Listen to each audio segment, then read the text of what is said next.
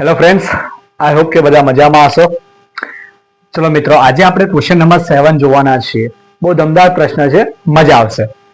પેઢીના 3 ભાગીદારો છે, રામ, રહીમ અને ઈસુ. આ ત્રણ ભાગીદારો પેઢીનો નફો વહેંચે છે. આ પેઢીનો નફો અનુક્રમે 60,000 રૂપિયા, 40,000 રૂપિયા અને 50,000 રૂપિયા છે. એટલે કુલ નફો છે 1,50,000 રૂપિયા. ઓકે, 1,50,000 રૂપિયા. હવે અહીંયા પ્રોબ્લેમ શું છે કે જે મૂડી ઉપર આપણે વ્યાજ આપવાનું હોય છે એ વ્યાજનો દર છે 6%. આ વ્યાજ આપવાનું તેઓ ભૂલી ગયા છે.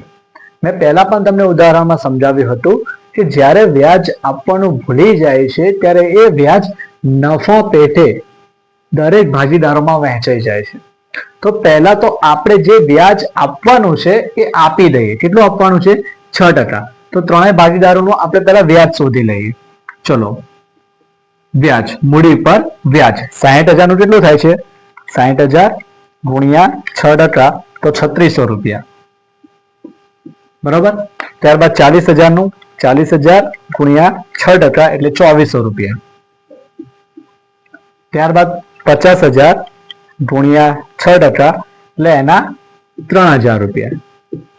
તો આ થઈ ગયું આપણું મૂડી પર વ્યાજ. બરોબર.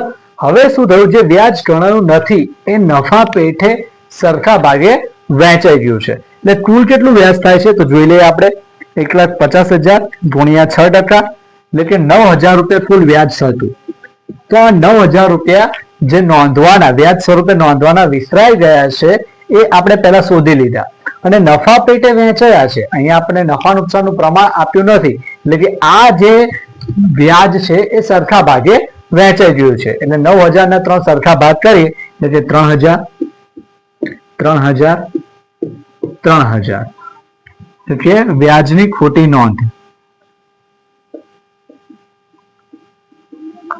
આ આપણે વિગત સ્વરૂપે લખી શકીએ છીએ. હવે આનો આપણે ડિફરન્સ શોધી લઈએ. શું છે ડિફરન્ટ? તો 36,000 માંથી 3,000 ગયા તો પ્લસમાં આપણને 3600 મળ્યા. સોરી, 3600 માંથી 3,000 ગયા તો પ્લસમાં આપણને 600 મળ્યા. 2400 માંથી 3,000 ગયા તો માઇનસમાં આપણને 600 મળ્યા. અને 3,000 માંથી 3,000 જાય તો 0,0. ઓકે. હવે આપણે ધ્યાનથી સમજીએ કે એક ભાગીદાર છે એને તો જે ખોટી રીતે વ્યાજ ગયું છે એ પણ 3,000 મળ્યું છે અને એનું સાચું વ્યાજ પણ કેટલું છે? 3,000 છે. એટલે એનું ખાતું તો સરભર થઈ ગયું છે. ઓકે, એનું આપણે કાંઈ જોવા નથી. પરંતુ અહીંયા આપણને 600 રૂપિયાનો તફાવત જોવા મળે છે. તો આ 600 રૂપિયા જે છે એની નોંધ આપણે મૂડી ચાલુ ખાતે દર્શાવવાની રહેશે. તો ચલો બતાવીએ. રામના, હું અહીંયા લખી દઉં છું, રામના છે પ્લસમાં 600 અને રહીમના માઇનસમાં 600. ઓકે, ચલો હવે આની આપણે નોંધ કરી લઈએ.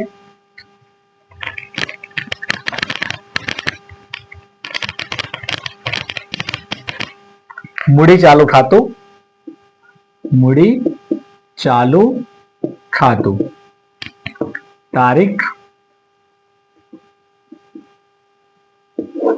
વિગત, ખાતા, ઉધાર અને જમા.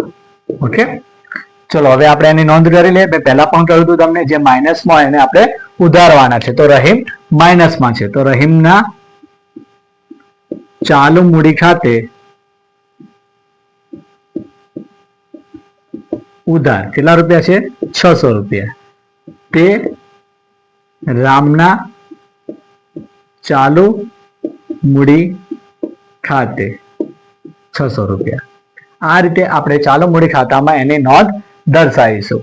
આ રીતે આપણે ક્વેશ્ચન નંબર 7 નું સોલ્યુશન કરીશું. આઈ હોપ કે તમને સમજ પડી હશે. Thank you very much.